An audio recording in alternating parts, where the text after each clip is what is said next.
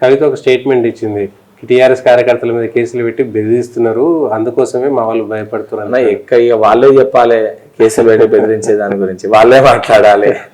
ఎన్ని కేసులు ఉన్నాయి? వల్వర్ వెంకట్ మీద 88 కేసులు ఉన్నాయి. 88 కేసులు ఉన్నాయి. 5 సార్లు జైల్లోకి పోయినా. 5 సార్లు. ఎన్ని రోజులు?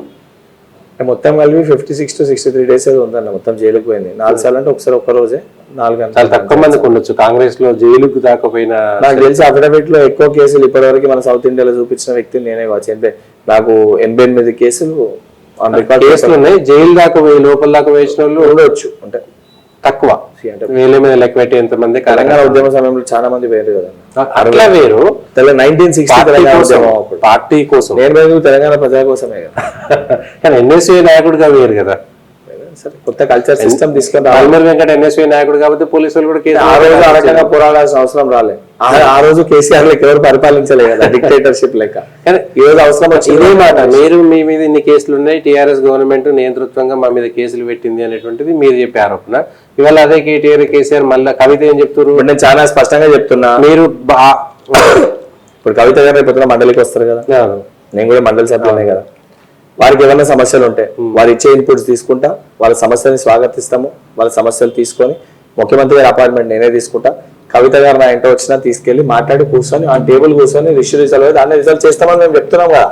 అంటే మీరు కవిత నుంచే కాంగ్రెస్ లో చేర్పించుకునేటువంటి నేను చేర్చమంటలే, మీకు సమస్య ఉంది. ఓకే, రేవంత్ రెడ్డి గారు కేవలం కాంగ్రెస్ పార్టీ ముఖ్యమంత్రి కాదు, తెలంగాణ ప్రజలకి ముఖ్యమంత్రి.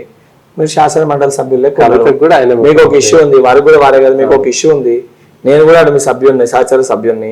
సమస్య ఏదో నాకు చెప్పుండ్రి, ముఖ్యమంత్రి గారు అపాయింట్మెంట్ తీసుకుంటా, దాన్ని ఏ రకంగా పరిష్కరించగలుగుతాం ముఖ్యమంత్రి గారు చెప్తాము. మీరు చెప్పినట్టు పరిష్కరిస్తాం. All gates open. ప్రతిపక్షం చెప్పేసి అలా ఒక మాజీ ముఖ్యమంత్రి బిడ్డ, ఒక మాజీ ఎంపీ ఎప్పుడు వచ్చినాము ఎవరి బిడ్డ ఏంది అని ఆలోచించే పక్కన పెడితే, క్షేత్రస్థాయి సమస్యల్ని అనుభవించి సమస్యల్ని ఎదుర్కొని ప్రజల మధ్యలోకి వెళ్ళి ప్రజల అభిప్రాయం మేరకు కాంగ్రెస్ పార్టీ నిర్ణయం తీసుకొని ఎమ్మెల్యే కోటాల ఎమ్మెల్సీ అభ్యర్థి లెక్క ఎమ్మెల్సీకి అవకాశం ఇచ్చిన ఒక చదువుకున్న విద్యావంతునిగా 100% ఎవరికన్నా సమస్య ఉన్నా తీసుకెళ్లి వివరించి సమస్య పరిష్కరించే ఒక బలాన్ని, చైర్ని ఈరోజు నేను కూర్చున్నా. కానీ తెలంగాణలో తెలంగాణ గొంతును వినిపించేంత స్థాయి తెలంగాణను కేసీఆర్ కుటుంబము, తెలంగాణ టీఆర్ఎస్ అర్థం చేసుకున్నంత. అలా తెలంగాణ ఉద్యమము కేవలం కల్వకుంట్ల చంద్రశేఖరరావు గారు ప్రారంభించింది కాదు.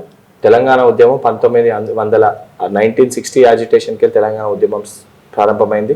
తెలంగాణ చిత్రపటాన్ని ఆవిష్కరించింది టి పురుషోత్తమరావు గారు. అంటే ఆ రోజు చేసిన పోరాటంలో ఈరోజు బతుకున్న వ్యక్తి, వారు ఏకైక వ్యక్తి.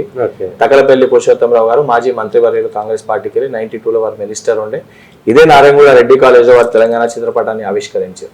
బహుశా అప్పటికి కేసీఆర్ గారికి కేసీఆర్ గారు ఏజ్ ప్రకారం వారు పాలిటిక్స్ లోకి వచ్చిరో కూడా ఏదో మరి నాకు లేరు.